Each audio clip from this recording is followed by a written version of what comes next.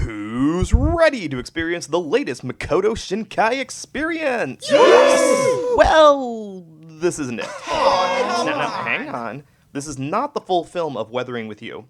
This is a podcast review of the English dub and the movie in general. Luckily, the film is available on home video from G-Kids, both in DVD and Blu-ray. Not on VHS, though. Maybe someday. If streaming is more your bag, you can catch the movie with a subscription to HBO Max, or a one-time rental via sites like Vudu, YouTube Movies, and Google Play. I think it was like $4 last I checked, so well worth the investment. And if you were just scouring the internet to see the movie for free, please consider supporting the official release instead, and keep the animation you enjoy well funded. Otherwise, it'll be nothing but rainy days and storm clouds ahead. And that was the dulcet tones of classical music to make you feel smarter. It is 5 o'clock at the top of the hour, and you're listening to DTTV. We begin, as always, with our weather report for your region. Looking at this forecast, we predict a 50% chance of language not suitable for our younger listeners. Prepare accordingly for the oncoming onslaught, and proceed with caution for the sake of more innocent ears. Later in the day, expect to see spoilers in the high probability for the cinematic masterpiece Weathering with You. Meteorologists suggest packing an umbrella and prepare to be spoiled if you haven't seen the film or any other Makoto Shinkai anime. And to round out this metaphor, later tonight there is a 100% chance of opinions belonging to the weather individuals you are about to hear. Surgeon General highly advises remembering that these brave and controversial opinions do not necessarily reflect DTV as a whole. With that, we can now hear a word from our religious correspondent. Quote, "It is raining men, and now anime girls. Hallelujah, it's raining anime of all kind. Amen. Gonna go out and get absolutely soaking wet with beautiful animation. Hallelujah, hallelujah indeed."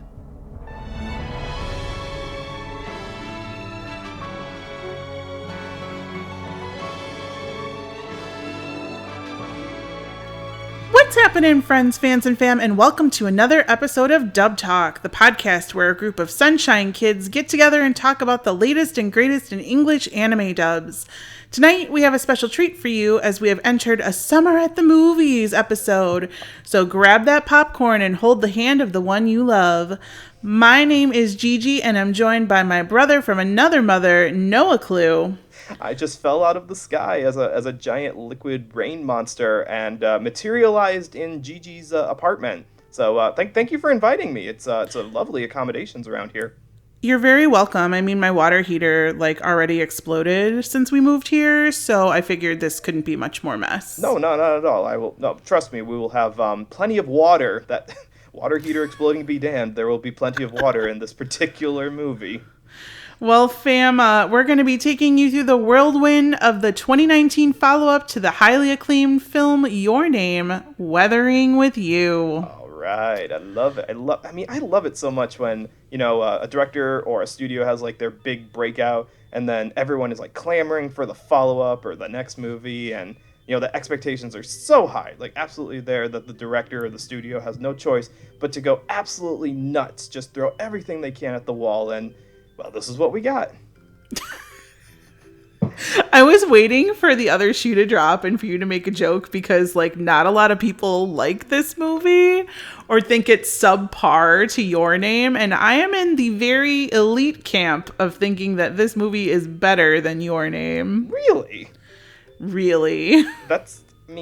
I guess I could be honest and say, I thought Your Name was okay. And I honestly think Weathering with You is just as okay as Your Name.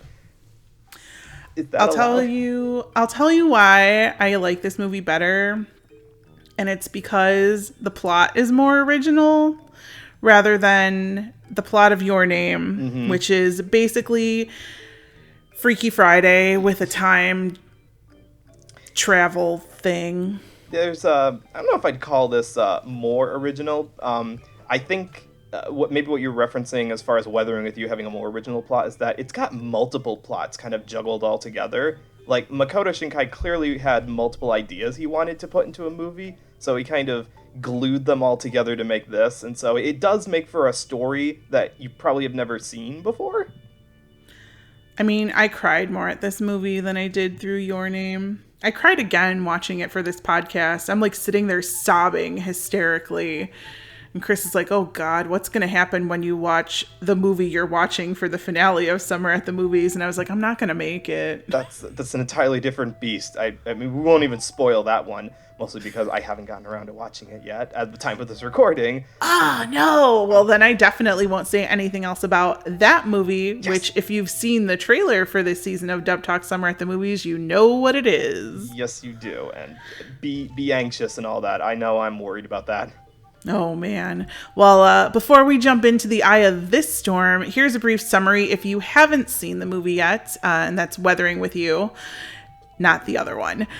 In Tokyo, it's not raining men, nor is it raining cats and dogs. Meow! I was hoping you would have one raining men reference in here, just because I know it's you, and I'm like, we got to throw The Weather Girls song in here somewhere.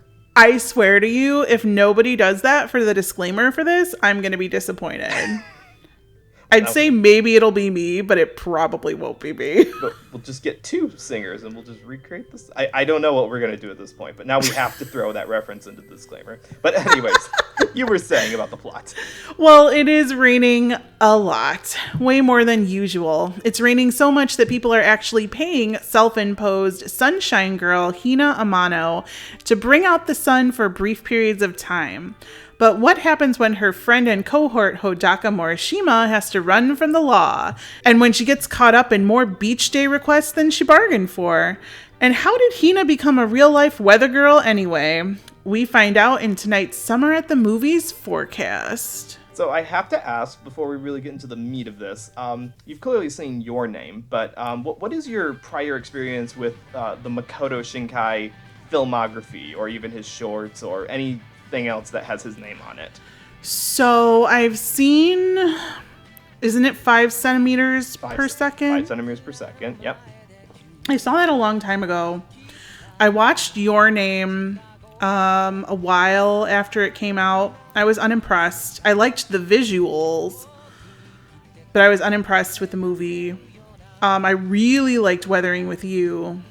And then I can't remember, what else has he done? So he started out with a 20-minute independent short called The Voices of a Distant Star. That was the one about two characters who communicate through cell phone text messages. Only one character is basically traveling in a spaceship to the far reaches of the universe, so her messages take longer and longer to get back to the other guy back on Earth. And it was heavily inspired by Makoto Shinkai's separation anxiety. He had a long distance relationship in his real life, and he wanted to convey that into a story. So he conveyed the distance of two people living in separate parts of the world as almost being like communicating across the universe. He also did The Place Promised in Our Early Days. He did what's that one movie? Children of Lost Voices. And then right before Your Name came out, he did Garden of Words. So he's got a real panache for immaculately detailed weather, food, people, photorealistic backgrounds. But the theme that ties all of his movies together seems to be separation and loneliness amongst people. Every one of his movies has a character who is trying to reconnect with someone or dealing with no longer being with someone. Yikes, my dude. Yeah. So when you said that this movie made you cry, that's not really uncommon. He has a tendency to make a lot of people very sad. And curious as to which part of the movie exactly made you cry. What was it? The disappearance of our main girl in the 2/3 mark of the movie? No, it's really stupid. So the first time I cried was when some random person emailed her and was like, "I want the sun to shine on my wedding day." Oh my god. bawling. And then, of course, the very end. I'm sorry, is it cynical of me that that part about, wanting it to sunshine at my wedding was like, it was sweet, but I thought, man, talk about a bridezilla. Even the weather has to bend to her.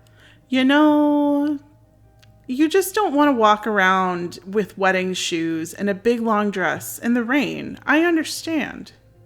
No, you don't. You're right.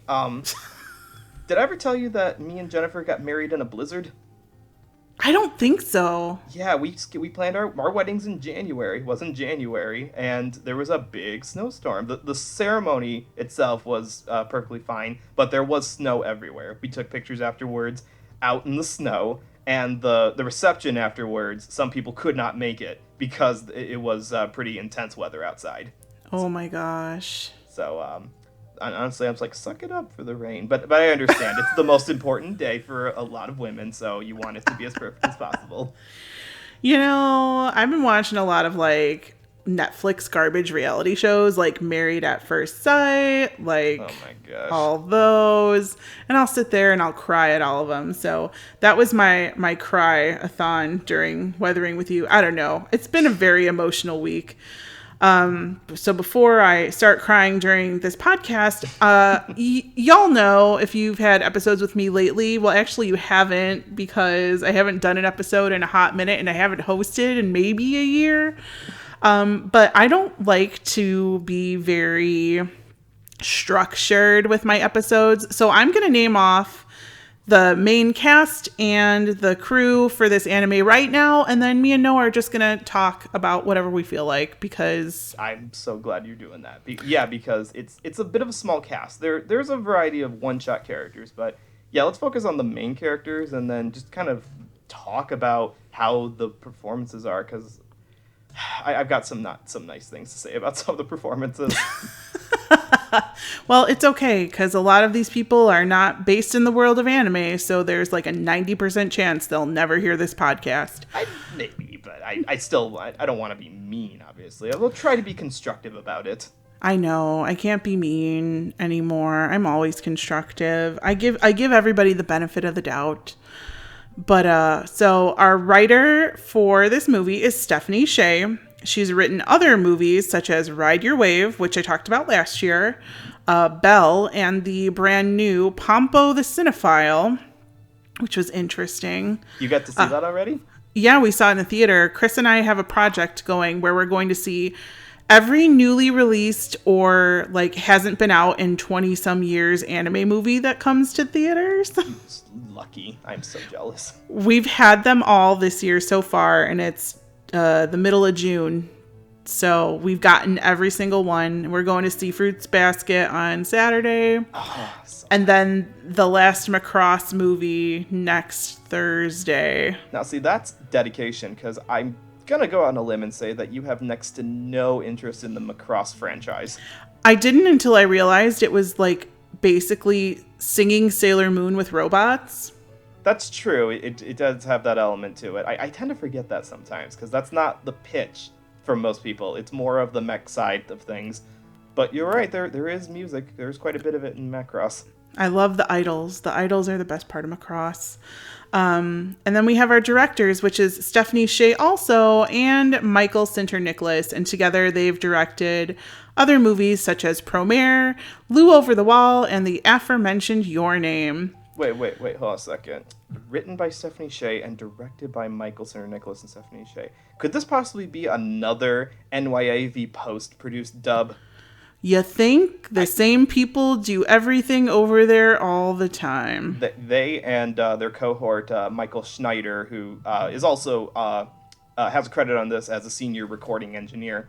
But yes, they tend to be the ones who do all the dub work. Not even just for anime stuff. They also were directors and writers for projects like the dubs for Ernest and Celestine, which is or the French film MFKZ. They're very integral to NYAV, which also means we're probably going to get some unconventional actors in this cast, if I remember, because they usually don't go for well-known anime voice actors. Is that the same thing with this movie? You're correct, my friend. You're correct with absolutely every person in this cast. well, except for maybe this guy. This guy sort of, but like not really. So Hodaka, our main male protagonist, is played by Brandon Engman, and he plays basically two other things: Shinjiro Chikami in Bell, and Kunio in Lou Over the Wall.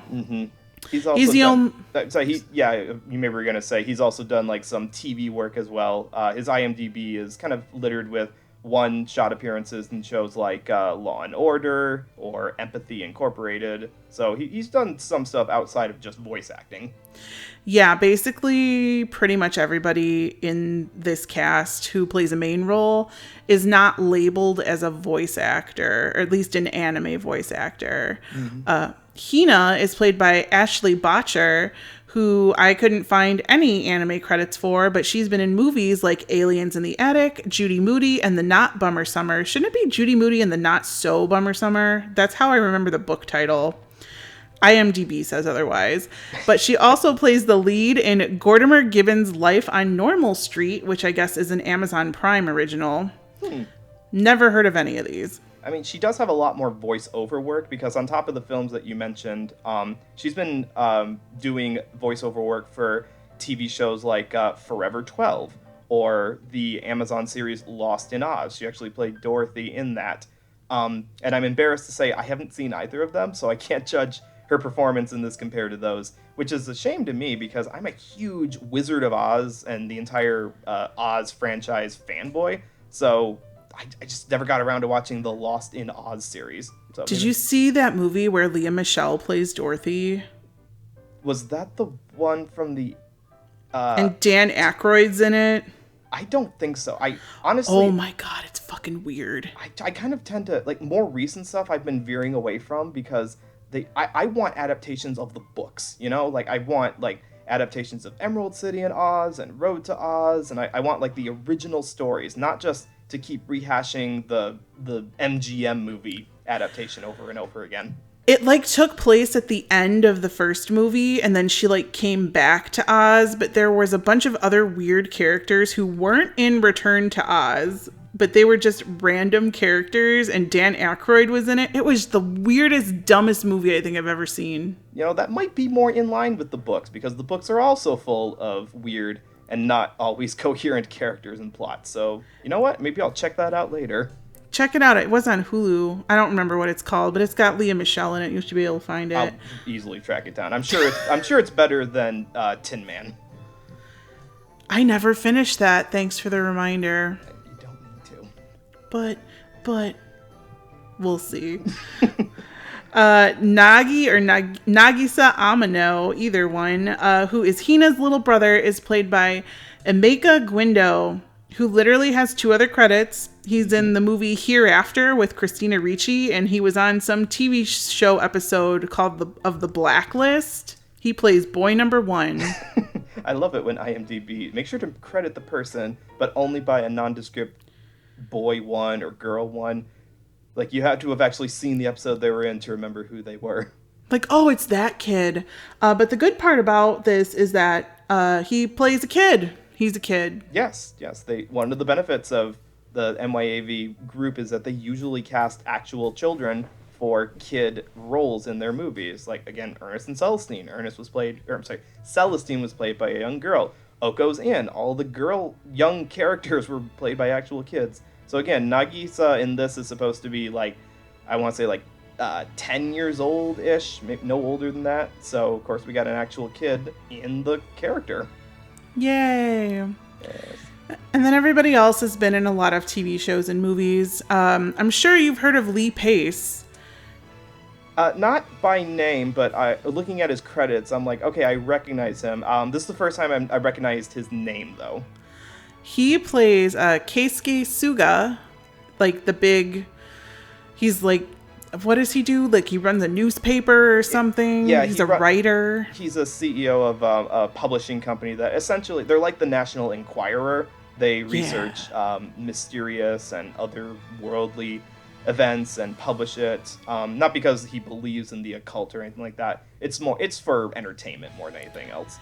Well, he basically saves Hodaka's life, and so then he kind of adopts him as a teenage runaway or whatever. And he's played by Lee Pace, who you might know as the lead in Pushing Daisies, which I just started watching, the lead in Wonder Falls, and all 3 Hobbit movies. Mm-hmm. All right. A side villain of Ronan in a couple of MCU movies. Ah, he has made the jump to the MCU. Well, as everyone will eventually. Mm-hmm. Even me, even you. Yes, I'm looking forward to your upcoming appearance, and I'm sure you'll be in one of the new Disney Plus series any day now. You know, you may just find me in Thor: Love and Thunder. Just saying, I do love me some naked Thor. Well, you know what I like? I like me some well-endowed niece characters. Do we have one of those in this movie? We do, and her name is Natsumi Suga. She's played by Allison Brie, who has done American animation voiceover. She plays Diane in BoJack Horseman and Unikitty in the Lego Movie. But if you've watched Mad Men, you probably know her as Trudy Campbell. There's 2 halves of the world out there. There's the people who have seen Mad Men and will know that, absolutely. And then there's the comedic fans out there who will know her as Annie from the TV show Community, which is where I recognize her from. Oh, yeah. I can't watch that show. There's like some dude I really dislike in it. Oh, I'm sorry. Oh, is it, oh God, old character, is it Chevy Chase? No. It's like the lead guy in Community. See, I like that I don't really know if there's a lead guy, but the lead white guy, I'm assuming. Is who Yes, not Dr. Ken. I like Dr. Ken. Really? Yeah. Jen hates Ken Jeong. Like, she doesn't I think he's so stupid in The Masked Singer, and I just laugh really hard. I haven't seen it. Is he still kind of like arrogant in that, or is he? Yes, but it's all funny. Like it's all just to piss off Nicole Scherzinger, and I'm 100% okay with that. So fair enough. I think I like that persona of him. I think it was when we first saw him years ago in the movie. What's that movie where he plays a D&D character? It's not Internship. It's I don't know. It's a movie where 2 guys have to do community service because they messed up and they have to be like big brother characters. I can't remember what it's called. It's like a 1-word name. People who are listening to this and have seen it know what it is. They're typing it down right now. Write down in the comments. Yeah, I have no idea what you're talking about because I tend to not watch comedies because I don't think they're funny. That's fair enough. Here, I'll look it up as we're talking here. But I'm sorry. So yeah, Allison Brie is in this, and that's awesome. Yes, and then the last person I'm going to name is sort of detective / officer Takai.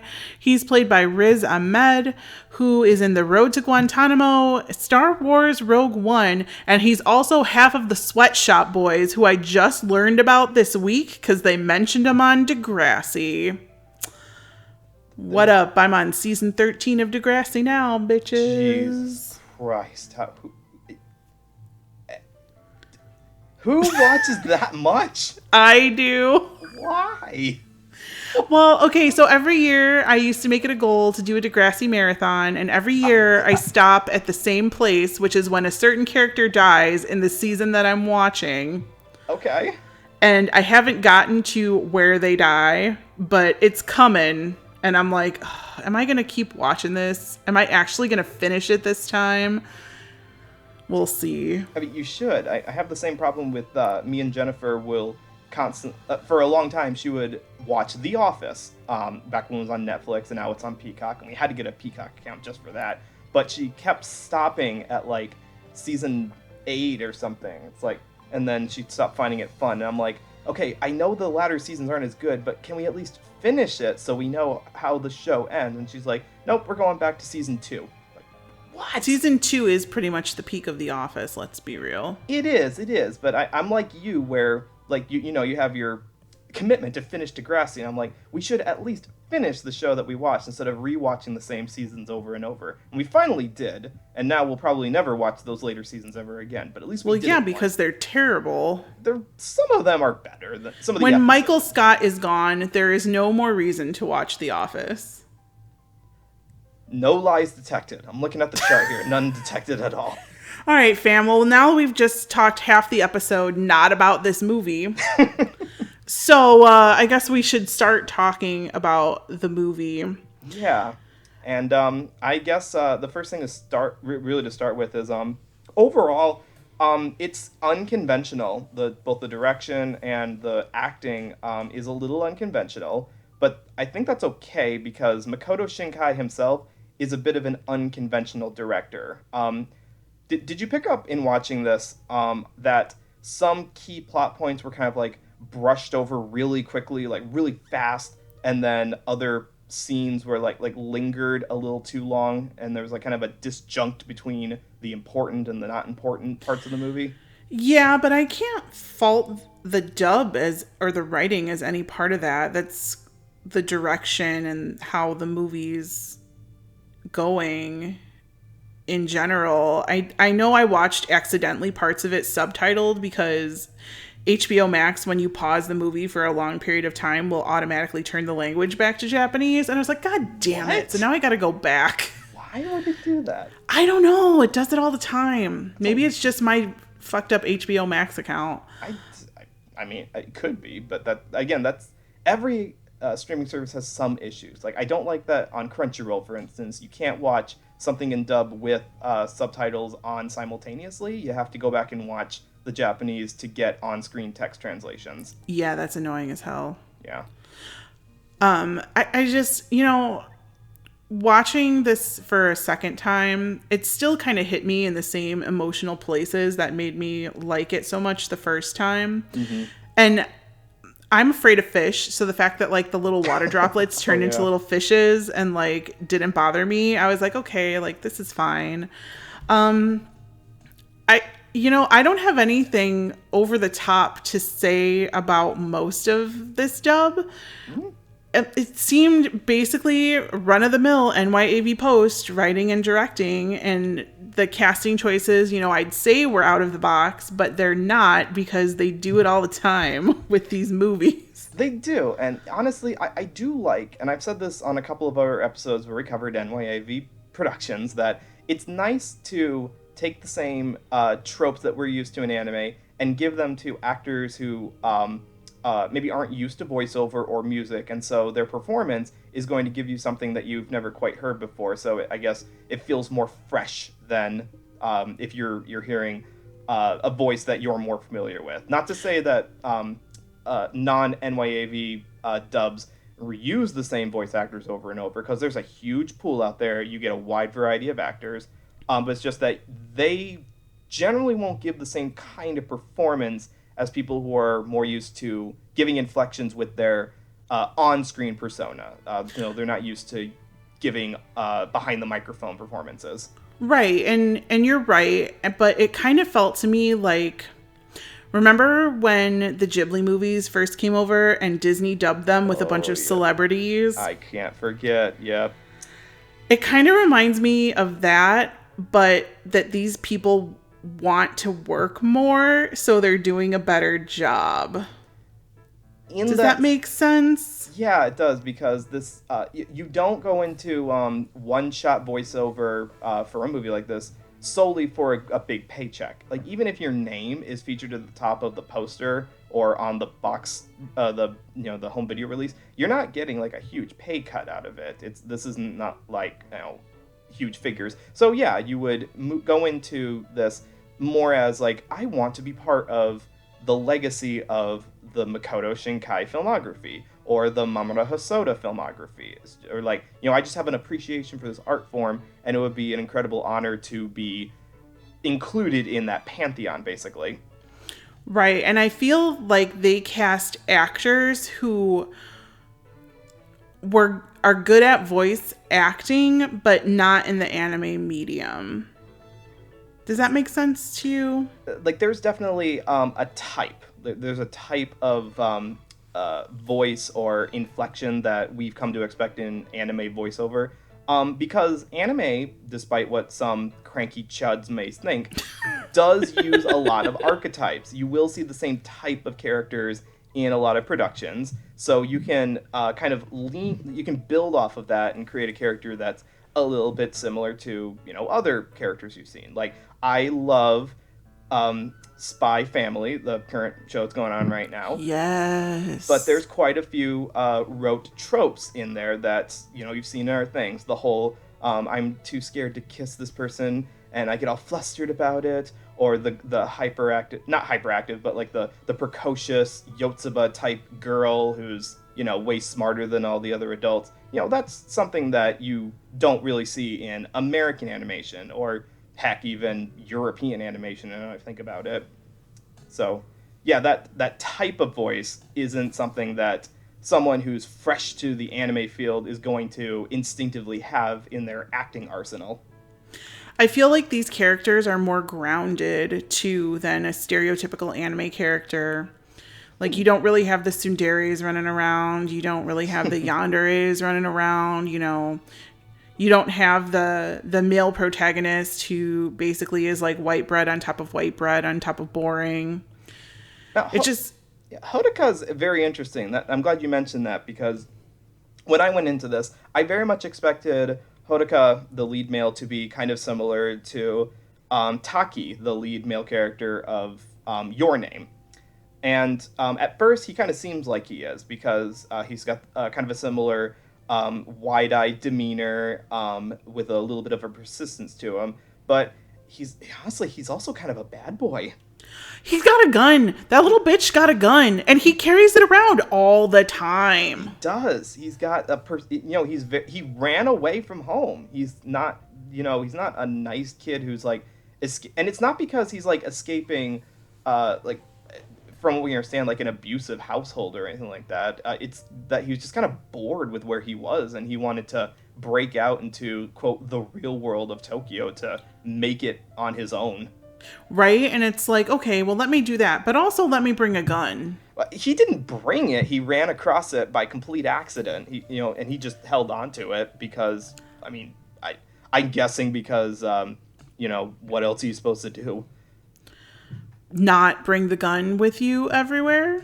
If I remember correctly, he kind of viewed it as almost a sign of good luck, because as soon as he got it, by complete accident, he just found it in the trash. That's the same day where Hina gave him a Big Mac, just, out of the kindness of her heart. And so he a gun and a Big Mac all in the same day. Have you ever had a gun and a Big Mac in the same day? Living the American dream. Unfortunately. If it were Whataburger, it would be living the Texas dream. I found it really funny that there were brands like all over the movie, and I thought, like, at first I kind of theorized that because Your Name was such a big hit, that a lot of sponsors lined up to be in the follow-up. But I actually read an interview where Shinkai says that he actually had to bug McDonald's specifically to allow them to put McDonald's in the movie, and it took them a while for them to actually agree to it. Wow, that's surprising, because normally it's the other way around. All these companies, like, there's a Pepsi can in there for sure. Exactly. Like, they want product placement. Yeah, this wasn't Code Geass, apparently. But it makes sense that there are a lot of brands, because it's Tokyo, It's a huge metropolitan city. Naturally, there's just going to be advertising all around you. It's like the opening of Oliver and Company, where there's like a giant Coca-Cola sign in the middle of the city. That wasn't for product placement. That was just because you can't go to New York without seeing some giant advertisement in Times Square. My favorite Disney movie. You did it. You worked it in. Yay. Oh my gosh. I don't know. I found it especially like Hodaka in his dub voice. I'll be real with you 1000% that Hodaka is probably my favorite performance in the whole dub. Okay. Except for maybe like the little kid who plays Nagi. But I don't know. Like, I felt something real about him. And not that I didn't find real things about everyone else's performance. Mm-hmm. But I don't know. They kind of, especially Alison Brie, she spoke very fast and very naturally. Mm-hmm. And a lot of that kind of got lost. Oh. like, at least for me, because I'm usually the one who, that's my character type. That's the type that I love. That's the type that I love to hear dub voices from. Yeah. And it didn't do it for me. Like, it just, something about it was a little bit off. And I can't quite put my finger on it other than she was like kind of trying too hard, it felt like to me. Maybe what it was, because I want to go back to talking about Hodaka later. I will focus on Natsumi in this moment here. Her animation of all the characters is definitely the most expressive. And she's speaking as she's moving around. Like, when we first see her, she does like this huge stretch as she wakes up. And so Allison has to match what she's saying with that stretch.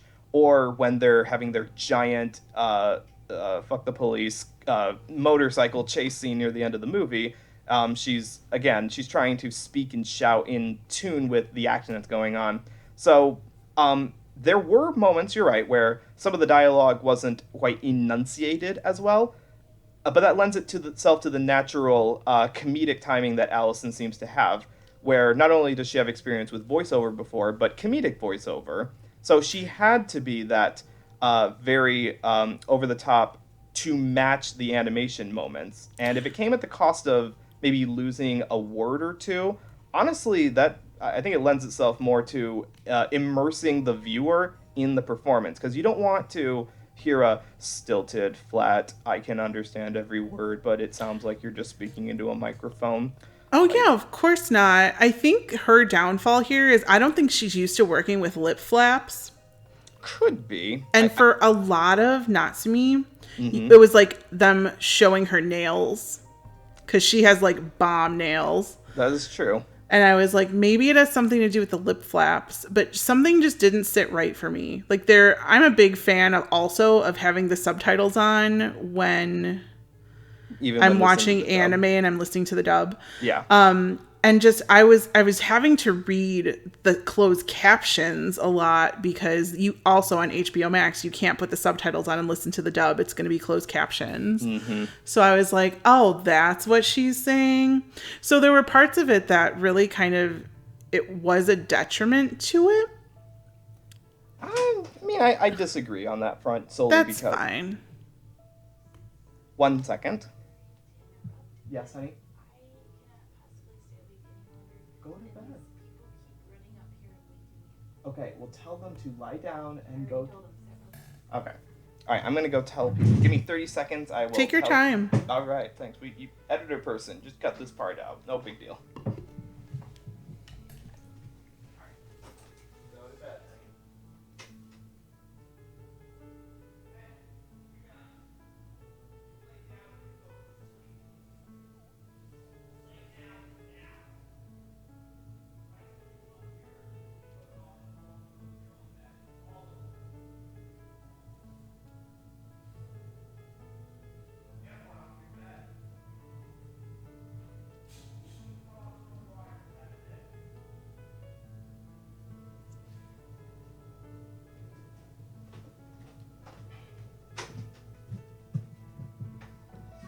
See, even when you get your own recording room, it's still not complete peace and quiet. The babies, though.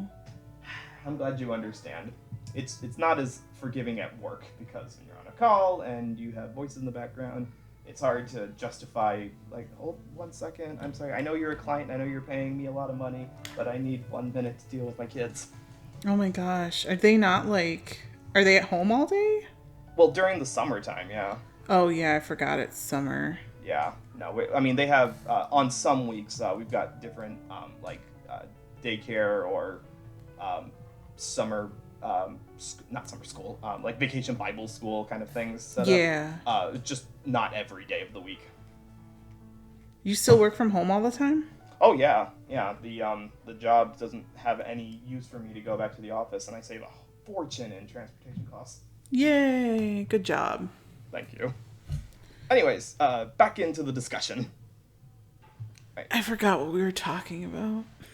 You were saying that the lip flaps were a little bit off, and that maybe Allison doesn't have experience with lip flap dubbing. Yeah. Basically, I don't know. For that type of character, it's kind of like in my brain, Jamie Markey all the time. I'm sorry. Mm-hmm. I told you to go to bed. Not you, Leah. Leah, I told you. No, Leah, you're going to your bed now. I gave you one drink, no more.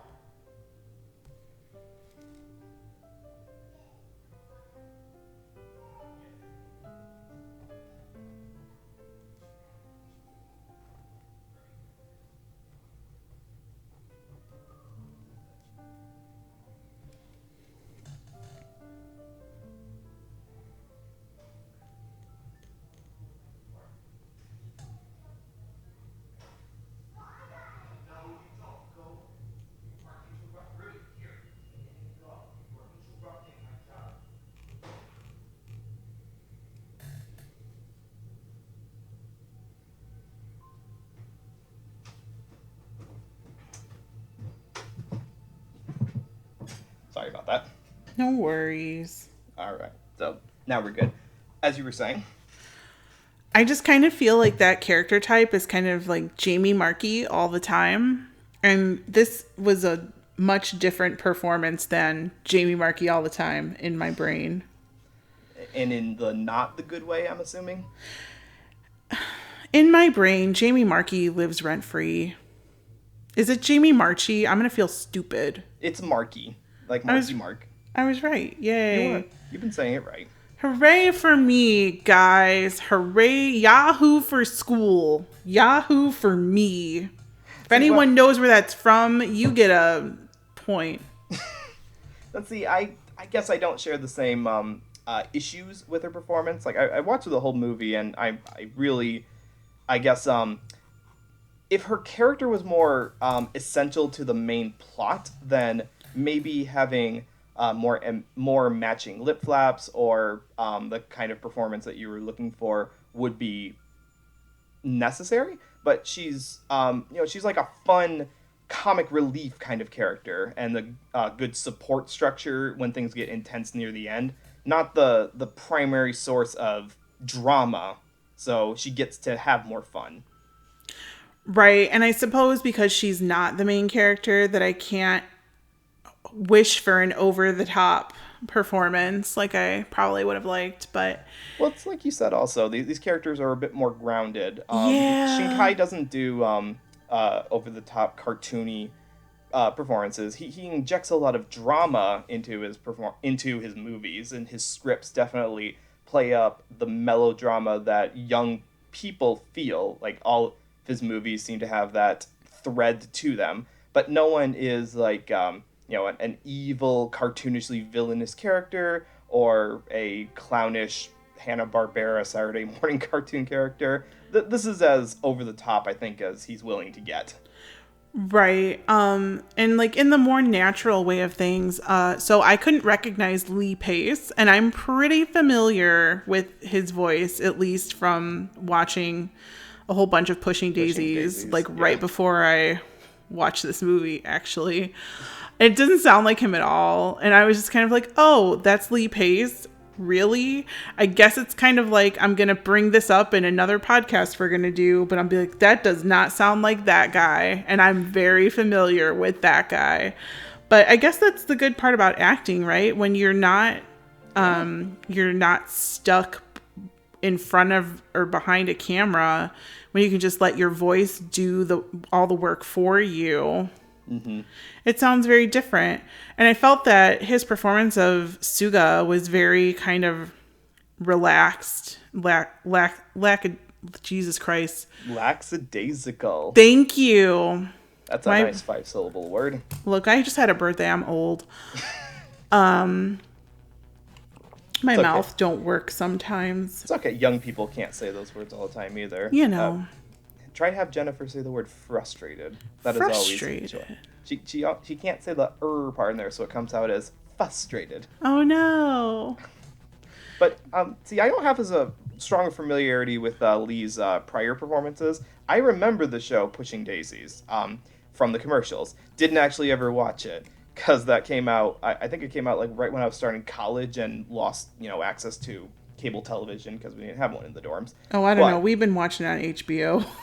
There's that too, which I don't need another streaming service. I really don't. You do need HBO Max. It's basically all I watch these days. Well, that's fine and all well and good. I guarantee you, my to-watch list is spread out amongst many, many different streaming services.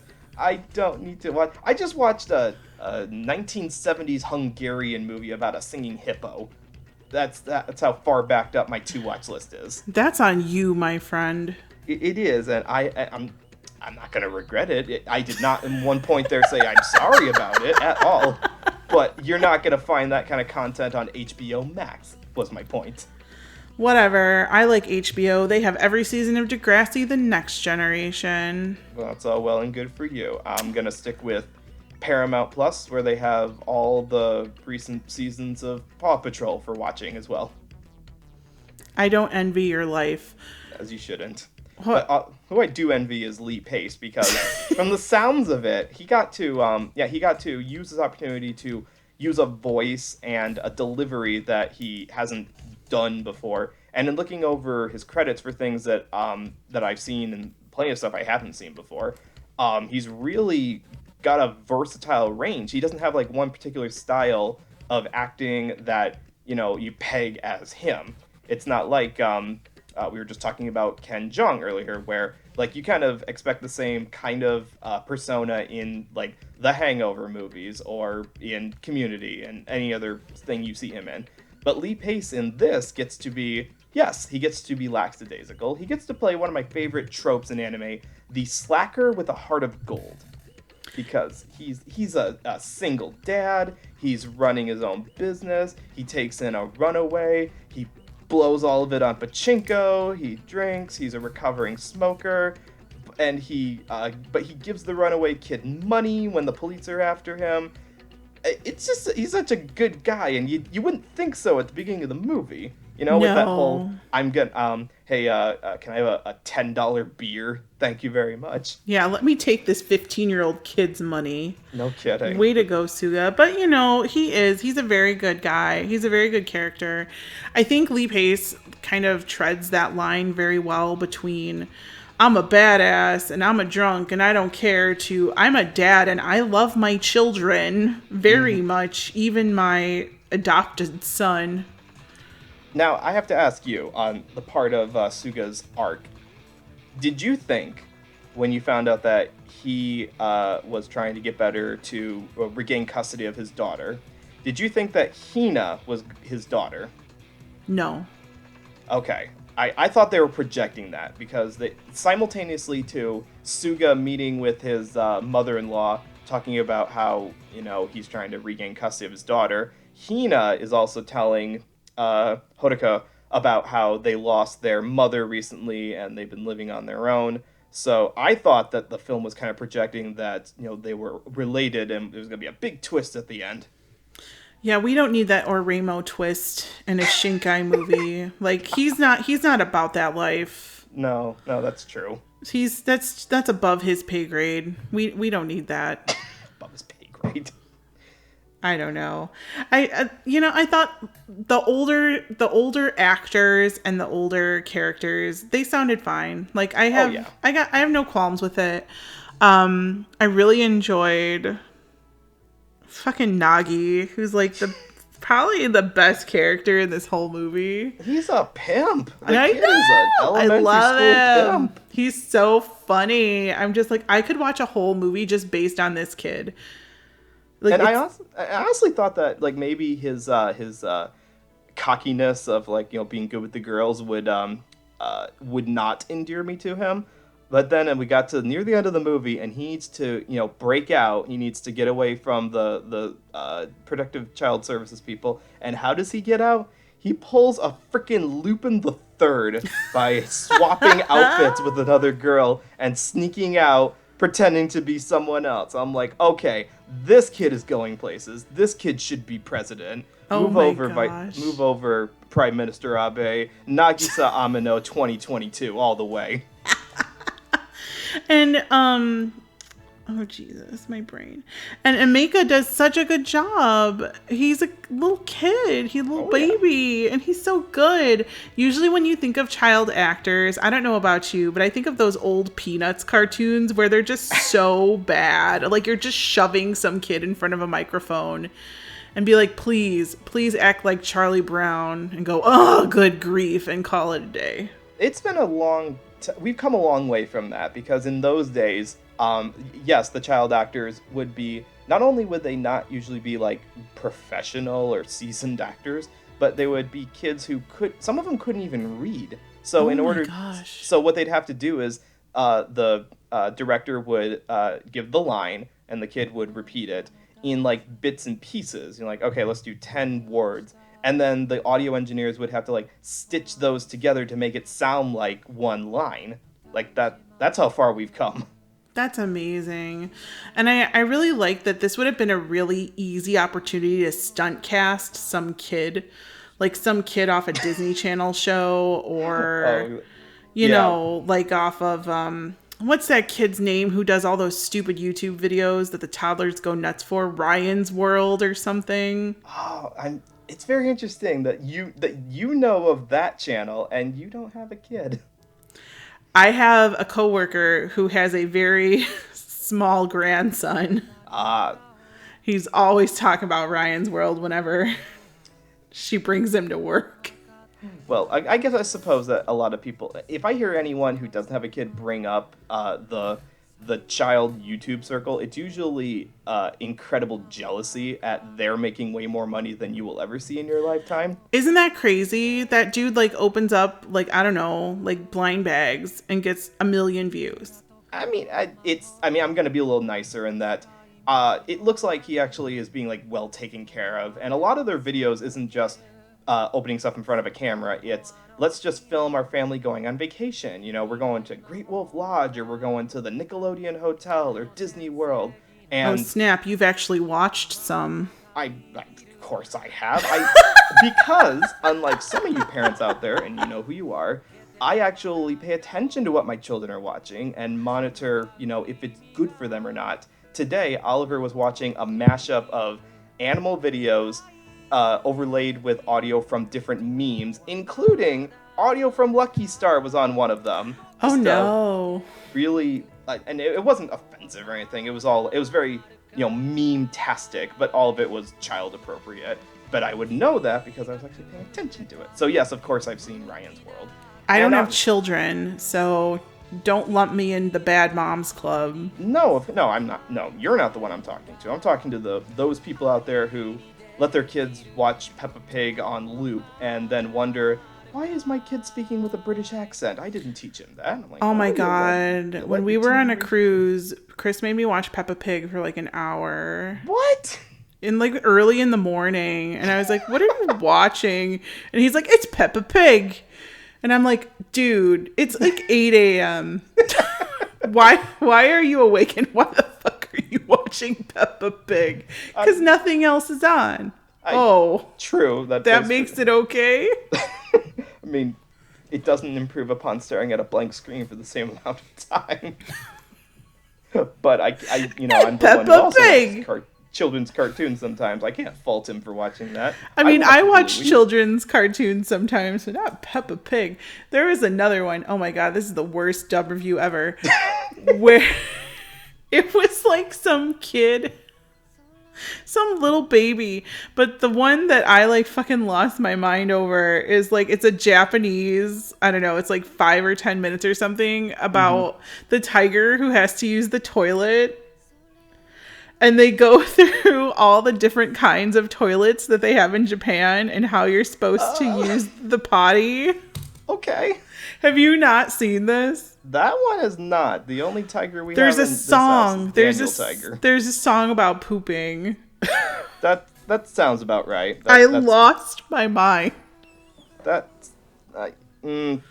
probably draw the line at that when it comes to kids' entertainment. It's so weird. But it's like educational because it teaches you how to use like the stand-up toilet. Okay. So for this movie, we didn't need to get that because let's be honest. this movie is made for like a teen audience, for a middle school and high school and maybe even college age audience. This is not going to be shown on Cartoon Network in the early morning hours at all. No, but it was shown on HBO, New Home of Sesame Street. Maybe the kids will get confused. I don't know. I highly doubt it. Elmo loves Rocco. That's an entire other episode we could possibly do. It's the Elmo-Rocco feud. I am glad they gave Elmo some anger for once in his life. I'm glad that they decided, like, no, he's not just happy-go-lucky Elmo's world. He's got some demons he needs to deal with. I mean, it's a rock, dude. You don't understand. It doesn't have a birthday. It doesn't have a voice. It's just a rock. God, I love Elmo. Anyways, back on this particular movie. God, do we have to? No, just kidding. Well, I was going to agree with you in that, I don't quite agree with you on the Allison performance. I do agree with you on Lee's performance, who I enjoyed that he got to be so mellow while still being the good guy in the movie. And I do like, is it pronounced Emika? Or Emika? Emika, I'm not sure. I apologize, sir. Sorry, if you are dude. listening to this.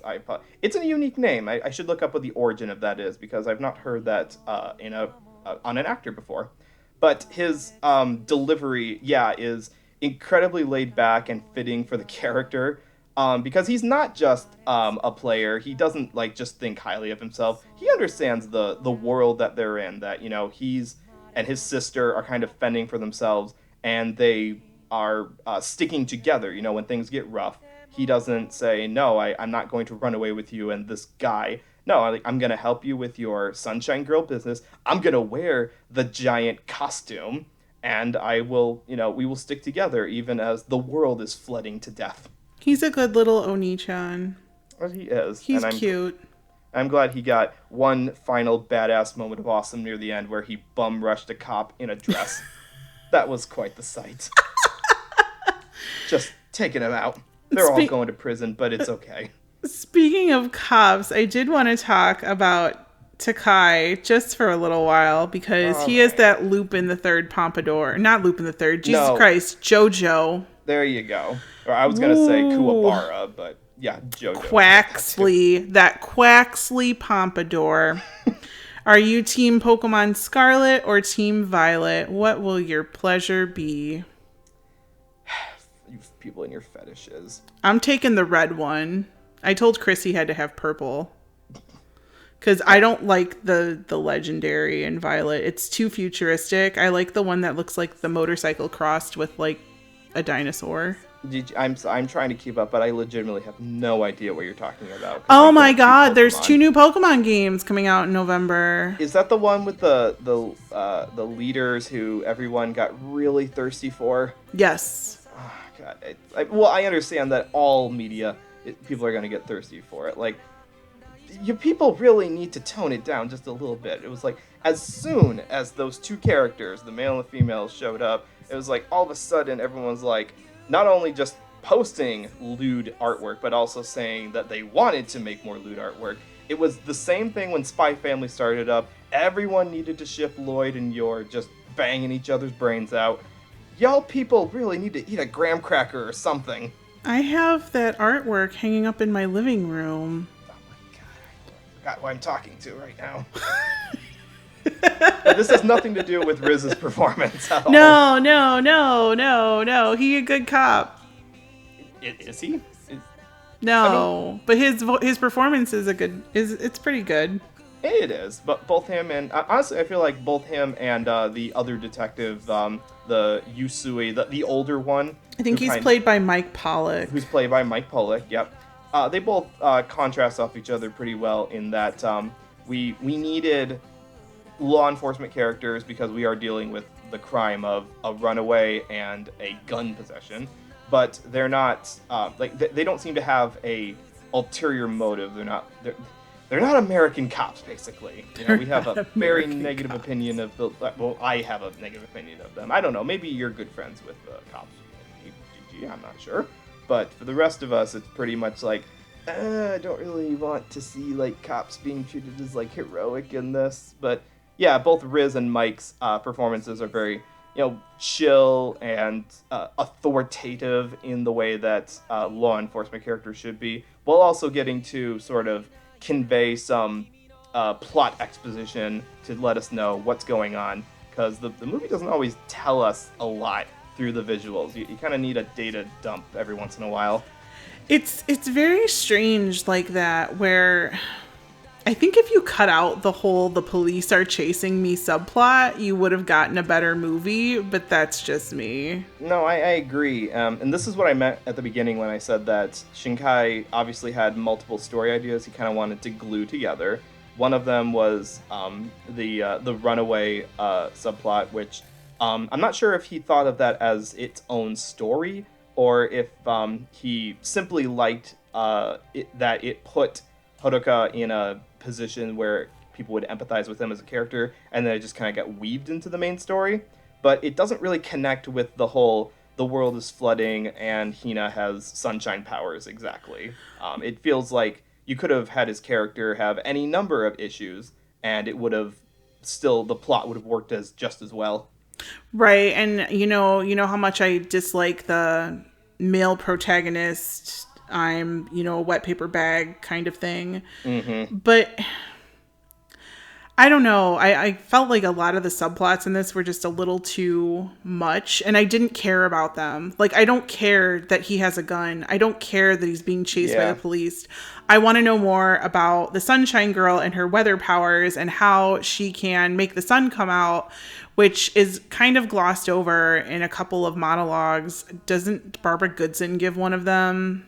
She does. I mean, I'll defend the movie a little bit because I watched it first time through, just blindly without knowing much about it. And then I gave it a second watch for this podcast.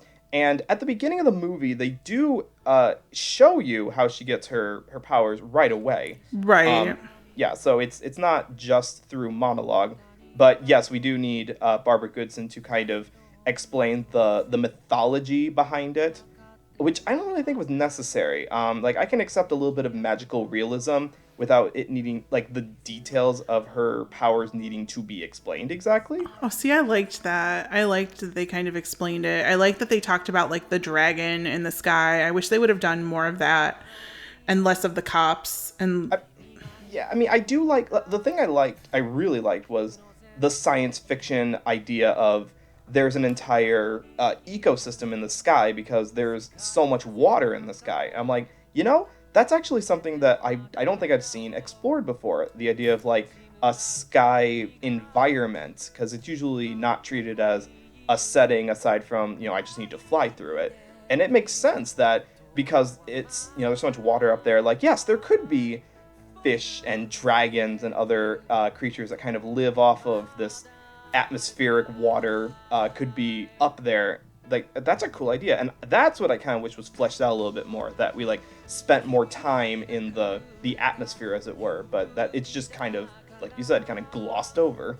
And unfortunately for at least the dub, a lot of the cooler parts of the movie, in my opinion, are told through visuals only, so the dub kind of doesn't get to shine in like the more fun parts of the movie, and instead it's kind of lumped into like a motorcycle chase scene with the police, or Hodoka standing off with a gun in an abandoned building against a cop and Suga. Like, it kind of sucks because everything about the cool parts of the movie, like, isn't really dub related, I guess. But that's just my opinion, because I didn't really care for the motorcycle chase or the cops or any of that.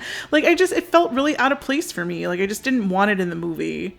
Yeah, because it's a tendency of Shinkai's writing style is he's really good at shorts. He's really good at that's why I think a lot of people really liked 5 centimeters per second, is because you didn't need a through line narrative all the way through. You had 3 really good short stories that were connected to each other but could stand on their own pretty well.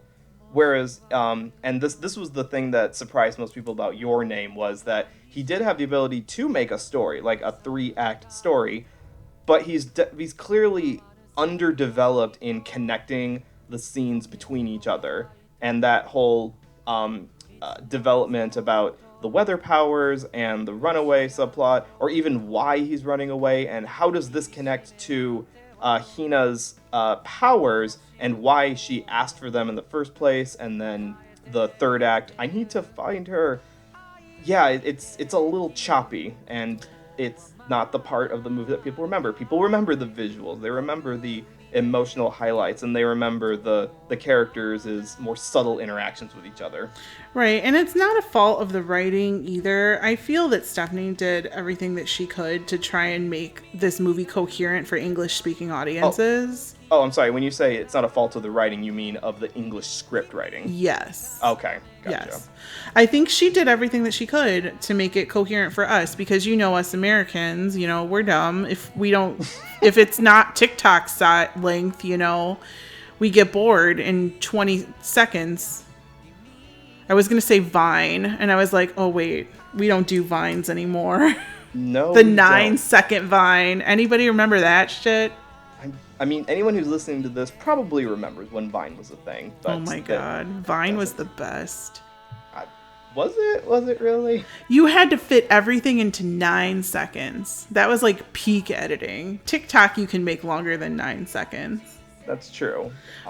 And I don't feel like Vine really led to a lot of people continuously feeling the need to get viral through a dance craze. Like, that seems to be the thing on TikTok. Like, if I ever go out in public and I see someone's got their camera setting it up on the ground or something, I'm like, please don't start dancing. Are you gonna start dancing? We saw some kids doing TikToks in the Target parking lot on Saturday night, and Chris was like, oh, they're doing TikToks, and I was like, oh, there's one kid in a shopping cart, the other one pushing him around. They sure are. It's the thing of the generation. If we were, in middle school now, you would totally be doing dances on your cell phone. Don't deny it. Oh, I'm sure I would be. As we sat in the car and opened pack after pack of Pokemon cards. And some people just never grow up. I know. In 20 years from now, modern day teenagers are still going to be dancing, and it's like, back in my day, this was the shit. Back in my day, TikTok.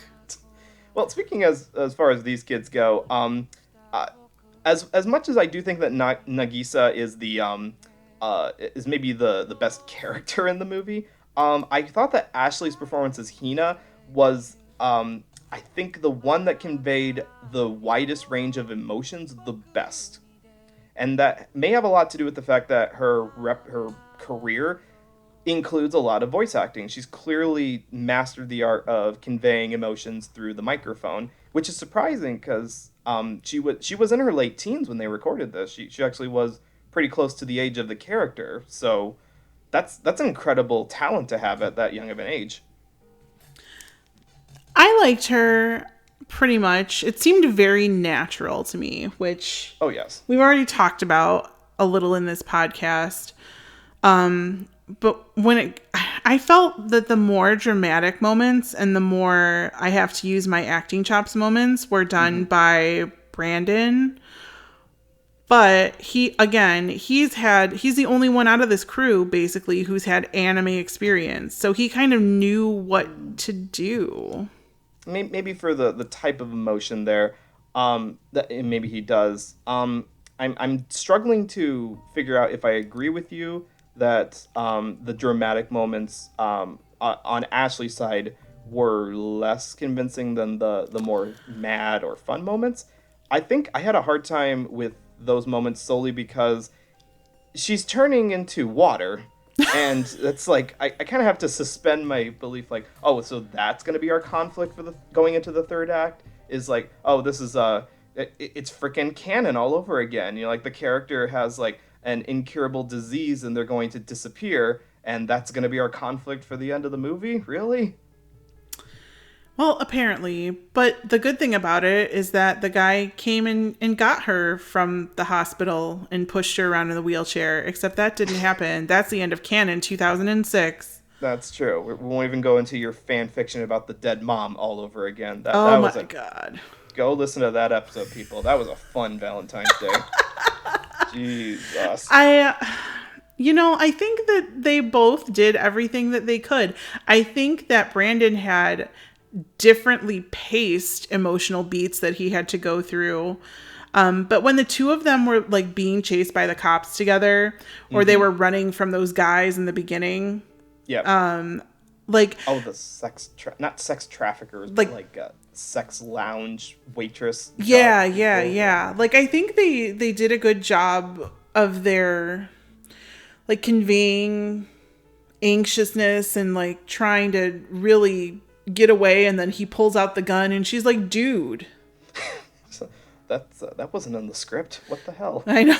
Like, dude, for real? But I think they both do serviceable jobs. I like the fact that they're both kind of young so that they can more accurately portray what it's like to be a kid, not a girl who can control the freaking weather, but like just to be a kid. And they did kind of the same thing in Ride Your Wave, where they cast at least the female lead was pretty close in age to what the character was supposed to be. Right. And so, that's like a typecasting thing of NYAV posts that I really enjoy. I'm just glad that they didn't get these, I guess, like poster name actors to play the main roles. Like if you mean like Stephanie Sheh and Michael Sinner Nicholas? Well, more like if you were looking at a movie poster for this, you'd see Lee Pace's name at the bottom. Well, yeah, that's how they're going to market it. They do that with all their big releases, because no one going out and looking at like the home video aisle of your local grocery store is going to see Brandon Engman and starring Ashley Butcher on the top and be like, I gotta pick that up. Right. Well, exactly. But I'm glad that it went in that direction. Like they're never afraid to cast newer people or people who have not been in an anime before, and they do a pretty serviceable job. When I watch these movies, the NYAV Post ones that are dubbed, I put them more in the category of not necessarily anime dubs, but just like an English dub in general. And I know pretty much the only difference is the fact that they've got to match the lip flaps. Yeah. But it feels almost like it could have been the other way around and it would have been just the same. Would you say that the type of people that they pull in and the acting talent is comparable to a really good theater production? No. Okay. Because because a lot of the when I look up like credits for some of the names when we've done episodes in the past, and I don't see a lot of film credits, I usually find a lot more theater work by them. I think that if these people had done a lot of theater previously, that the way that these characters were voiced would be pretty different.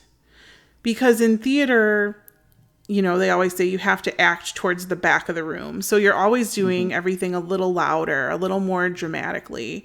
But I felt like with these performances, and they didn't merit this, so it was fine, that they weren't super loud or super overdramatic or anything like in the realm of, I'm going to win an Oscar for my portrayal here. No, I'm serious, because they're all like, they're not unmemorable, but they're just kind of like, okay, I watched this movie, it was good. I mean, this movie was nominated for an Academy Award and did not win. Well, there you go. What won instead? Let's see, what was that? 2 years ago? 2019. That's what, but I mean, when it was eligible for. I don't know. I'm sorry, because that would have been. Let's see, I need to look it up now. Oh wait, no. Oh, I think I'm wrong actually. No, it was nominated. Sorry, it was included as their entry for the best international film at the 2019 Academy Awards. But let's see here. That was the year that Parasite won. With good reason. I'll take your word for it because I haven't seen it yet. I don't know where it's streaming, so don't Please don't hold that against me. It's on Hulu, or at least it used to be. I'm sure it's still there. That's fine. One day, Noah, one day. I'm sorry, I was too busy. We were watching, what did we watch on Hulu? We watched the short miniseries Candy instead. That's what we need to watch. Oh. We need to watch miniseries about 80s housewives who murder their best friends and try to hide it. I watch MasterChef. Now, see, I like that. I do like that. I should watch more of that. I do enjoy a good cooking show. I was watching Don't Forget the Lyrics right before we started recording this. So you got good taste. You know, game shows. But yeah, like I don't want to say it's anything like super amazing, but I don't want to say it's like something at the bottom of the barrel, like a Ghibli Disney dub. Oh, come on. There's a range for the Disney Ghibli, the acting talent. It's usually like they get one really good person and then they get a comedian who's funny but doesn't get what's going on. And then they get like a bunch of not so great people. I mean, again, I say there's a range because they dub them in kind of batches. You know, you started with dubs for stuff like Kiki's Delivery Service and Porco Rosso in the mid-90s. Then you had the big boom after Spirited Away, and you had dubs for Laputa and Spirited Away. And then you had the post-Spirited Away stuff for, like, Howl's Moving Castle and Ponyo that was, just a really... I'm sorry, I can't group all of them in the same. This trend was not good, and we should never let Disney dub stuff ever again. I'm not saying that it's not good, but it's clearly celebrity stunt casting. Well, see, but we got good celebrities in this, and again, I don't think that it was like they sent out feelers to the top people of the time period. Sometimes they do like that, like back in 2010, I think it was, when Daisy Ridler was really big off of the success of the Star Wars trilogy. They cast her as the lead in the recently released dub of Only Yesterday, which had never been released in America up to that point before. And it didn't really match the character. It was kind of a mismatch in casting on that front. So sometimes they do that, but not in this movie. No, I think everything worked really well. But again, it's not something that I'm going to say, oh my gosh, I need to give 35 W's to Weathering with You. Like, it was so amazing. But to be fair, it's part of the source material because the plot was so congested. It's just multiple plots congested, and some parts could have been focused on better. And this is what happens when you've got a really successful director with your name. And I'm assuming that no one really told him no on a lot of this. The whole reason why this movie was kind of thought of in the first place was because he wanted to say something about global warming. He had issues with, the massive amounts of rainfall that they get in Japan, and the approach to addressing global warming from things like, at the time this movie was being produced, the election of President Trump. And there was even a South Korean president who had been impeached around the same time for corruption. So all of that was kind of in his head as a launching point. And then the movie never really gets around to addressing doing something about global warming. God, I had no idea that was what this movie was about. Like, did you catch at the end of the movie, spoiler alert, where Tokyo's basically been pretty much all flooded? Yeah, I got that. Did you catch the part where the old lady kind of argues that, Tokyo used to be flooded like 200 years ago. Mm-hmm. So this is like a return to nature. So it's only natural. That really rubbed me the wrong way because it comes back to that argument of all things are inevitable, so we should not try to do anything about it. I'm sorry, that's a really cynical, really bad faith way to, especially create politics, but also have a moral in your movie. Like, don't do anything at all. Come on. I don't think I necessarily found that to be the moral. I just kind of felt that it was tying back to parts of the past where, everything kind of goes in the circle of life moment. Like, here it's flooded, here it's not, now it's flooded again, soon it won't be again. Maybe a weather girl can stop it. Or sunshine girl, not a weather girl, Jesus Christ. But there are no sunshine girls. I'm sorry, we don't actually have the ability to make sky go or make water go back into the sky. But they do in this movie, so you have to kind of suspend your actual reality to go into their magical realism world. And why is the guy from Your Name in this movie? Well, because we have to have it. Fan service, legitimately for fan service. Well, the first time I didn't catch it, and Chris was like, that was the guy from Your Name. And I was like, dude, all these dudes look the same. Okay, that's fair. But, I mean, even though I agree that they all look the same, the music swells up and the camera, like, lingers on him, and he walks out into the sunshine, and I half expected for, like, a 90s sitcom audience to start cheering when a celebrity shows up, like, woo! Maybe it's because I just didn't really like Your Name. I just really didn't like it. That's fair. I just didn't care for it at all. Despite all the weird plot shit in this movie, I still liked it better than Your Name. Now, see, I have to just end, I suppose, this on saying that I don't entirely agree with you about Brandon's performance. And this is the part where I said at the beginning I was going to say not some nice things. I didn't really care for the, I suppose, all the things that you were saying were, like, believable or matched with the character. I honestly found it a lot more flat, I guess. And maybe that's just because I expected the character to have a voice more like the anime protagonist I've heard before. Like, Michael Center Nicholas's voice in Your Name, or even like a Johnny Young Bosch, or... yeah, but this dude's no Johnny Young Bosch. I mean, this is what we got. It is.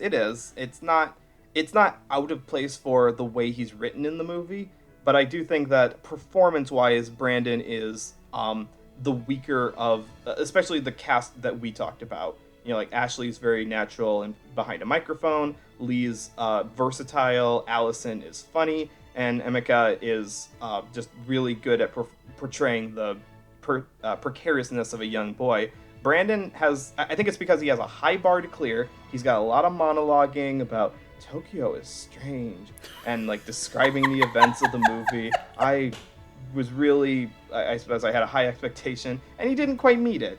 It wasn't up to this level of carrying the lead of an anime movie. See, and I had very low expectations, so maybe that's where we differ, because I'm so used to either having, like, not in NYAV post dubs, but in anime dubs in general, right, to having a male protagonist just be there. Yeah. Like Tenchi from Tenchi Mio. He's literally just there so a bunch of girls can get on his jock. You can self-insert yourself into Tenchi. Tenchi Muyo came out, like, 30 years ago. Like, we've had other anime protagonists. I'm sorry, that was the first one that came to mind, other than fucking Kirito from Sword Art Online. But my point still stands any way you look at it.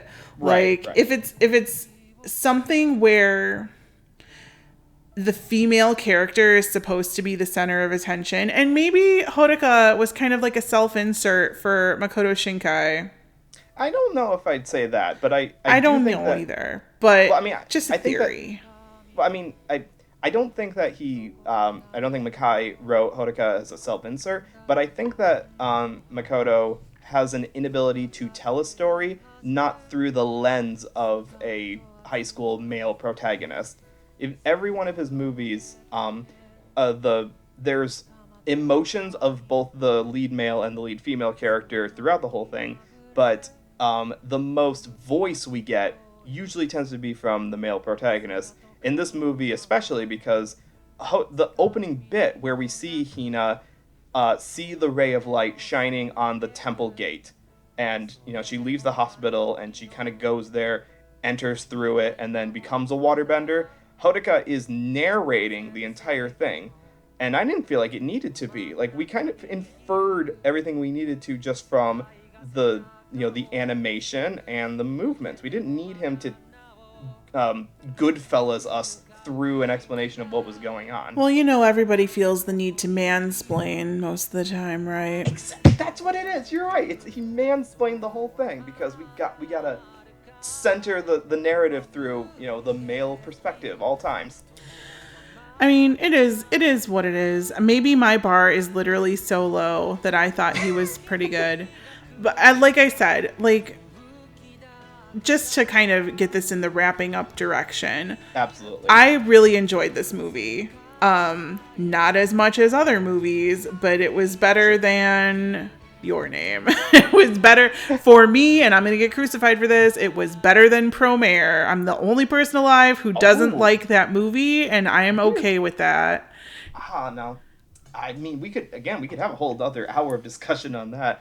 I liked Promare, and it mostly because it was the one thing from Trigger that I felt matched up to their potential. Like, I have huge issues with every series I've seen out of Trigger, even Gurren Lagann. From Gurren Lagann, which I know wasn't Trigger, but it was by the same people, to Little Witch Academia, to Brand New Animal, to even Kill la Kill. I have huge issues with Trigger's output because they front load with all these great ideas and then they just can't figure out how to wrap it up. But Promare forced them to wrap it up in a timely manner. So I was like, okay, this is, I think, the best thing Trigger can do.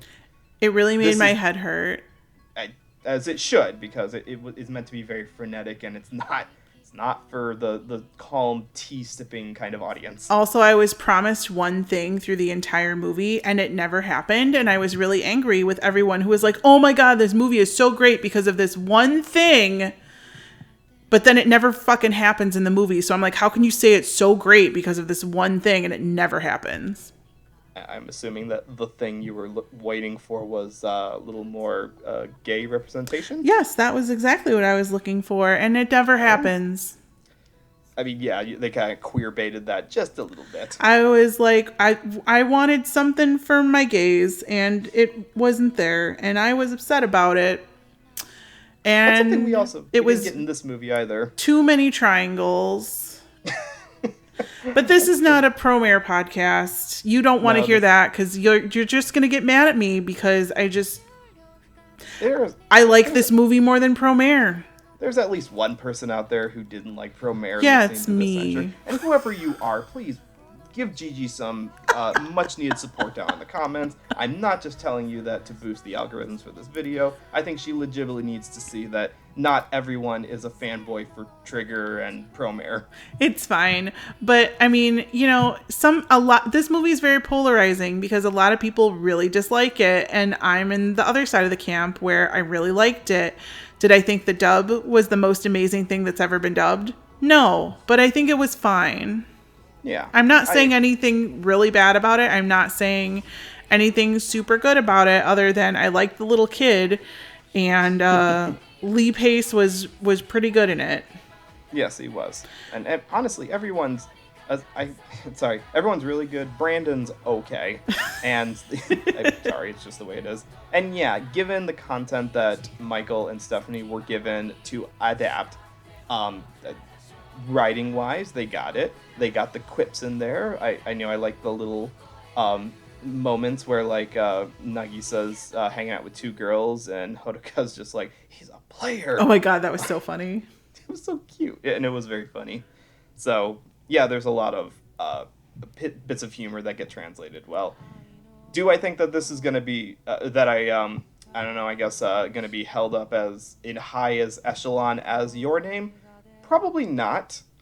Just because despite this making a lot of money, like a lot of people saw this. I do think Your Name kind of struck a universal chord more than Weathering With You. Weathering With You is more focused on the attention to the importance of the weather and the effects that it has on people's everyday lives. Not so much on the romance part of it. That's the weakest part, and it's a trope of Shinkai's. Oh, that was my favorite part, though.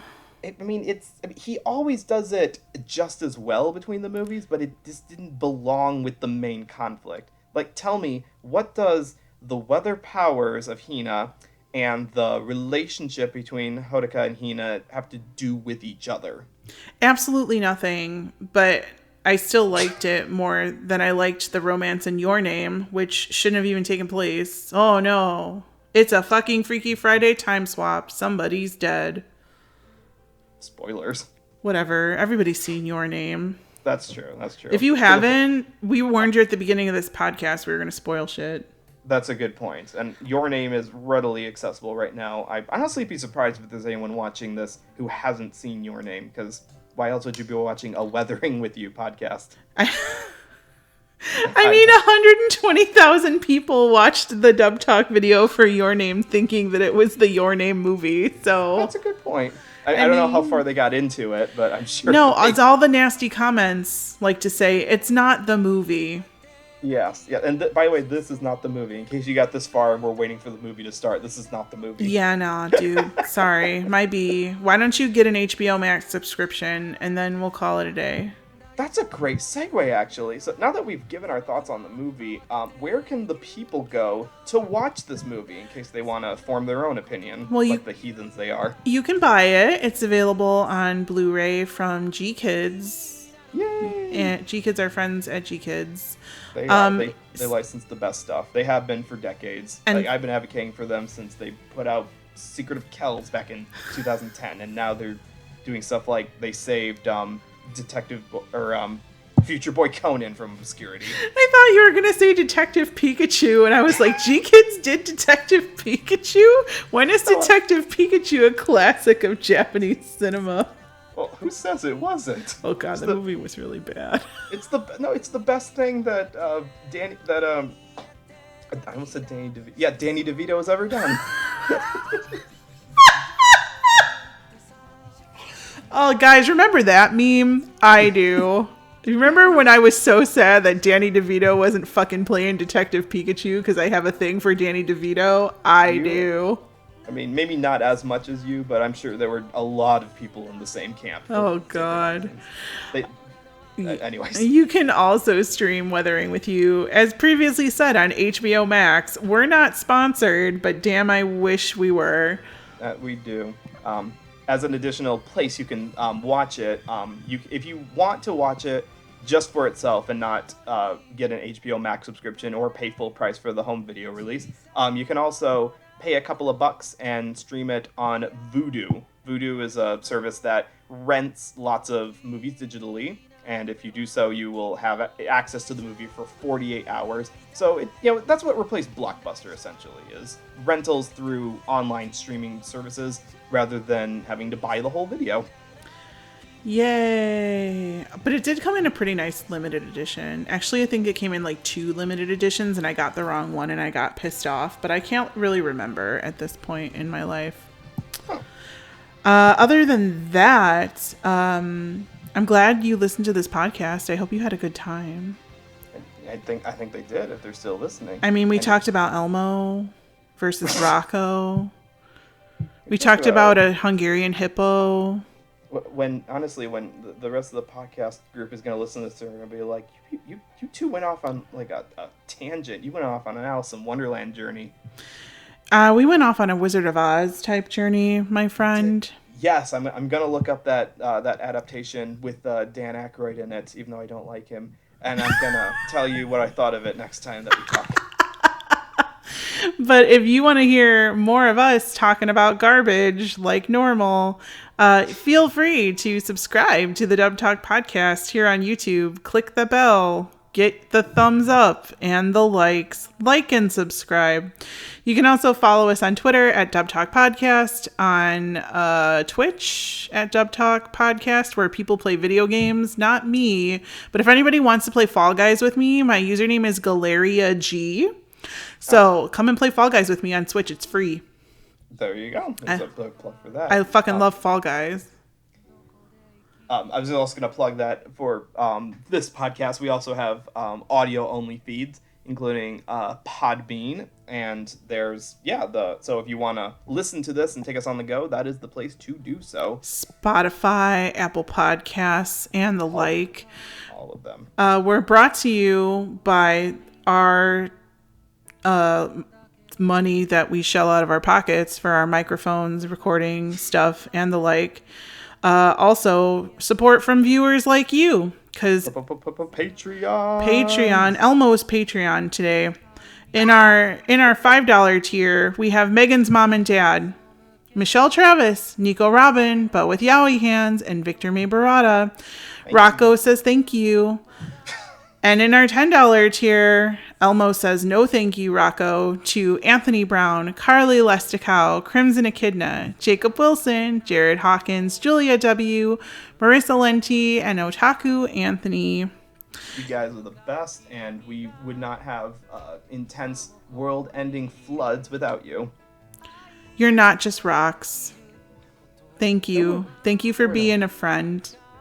There were no rocks in this movie. It was all I'm water. thinking about Elmo and Rocco again, so... See, this is how we know that the podcast has gone on too long. So Gigi started to repeat herself with things that have nothing to do with what we're supposed to be talking about. Do you want me to sing It's Raining Men again? Because I could, and it would be really bad. And I have neighbors who have a dog, like, on the other side of this wall, and the dog's going to howl. Well, hold on to that. We will do karaoke, Weather Girls style karaoke at the end. But before we do that, I will just plug myself really quickly. Yes, please do. My name is Noah Clue. You can follow me on Twitter at Noah Clue, where I love, on top of just discussing Hugo the Hippo, which is that Hungarian movie I was telling you about. It has what's his name? Paul Lind. Paul Lind is in the English dub for that. They actually dubbed that back in the 70s. 20th Century Fox helped produce it and put it out in theaters, and nobody went to see it. It was a weird time where nobody went to see animated features at all.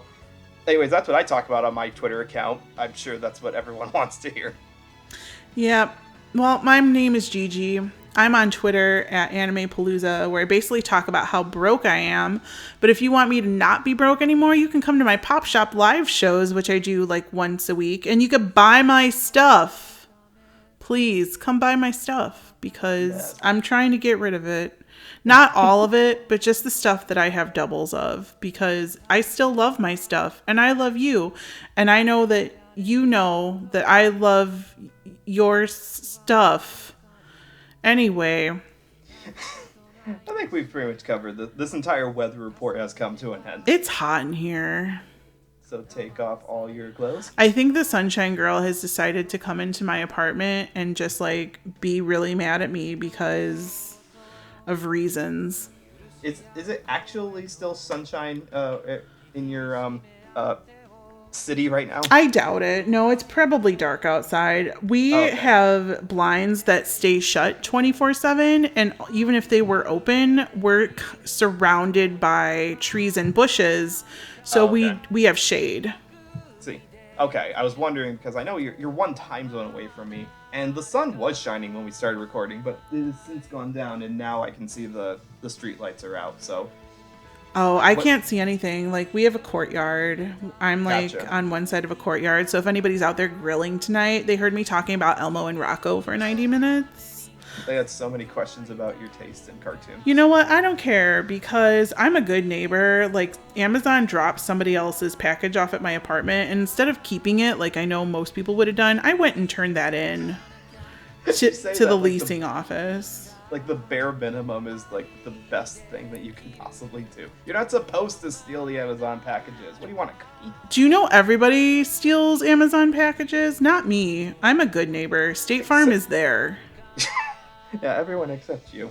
No, I did not know that because I thought most people were supposed to be good individuals. See, now that I live in Texas, Oh, ouch. You just lost us a lot of fans by saying that. I'm sorry. Whoever's editing this, please cut that out. Also, please cut out the part where I talked about tiger poop. Oh, no, that's going on the Patreon clip. What are you talking about? Somebody's got to know that cartoon. But anyways, I'm tired. I have to go to work in the morning. I am an adult. Well, help me off here. I'm going to give you a microphone. Okay. Oh, thank you. All right, so, Hi, we're your weather girls, and have we got news for you. You better listen. Leave those umbrellas at home. It's raining men. Hallelujah. I'm gonna go out. I'm gonna get myself absolutely soaking wet. It's raining men. Hallelujah, don't copyright this song. Tall, Hallelujah. dark, strong and mean, rough and tough and like a spleen. Good night, folks. Hope you had a good time. weather report brought to you by we have no idea what we're doing. By the letter A, the number 2, and viewers like you. Otaku-han. Love your Everyone. faces. Aloha.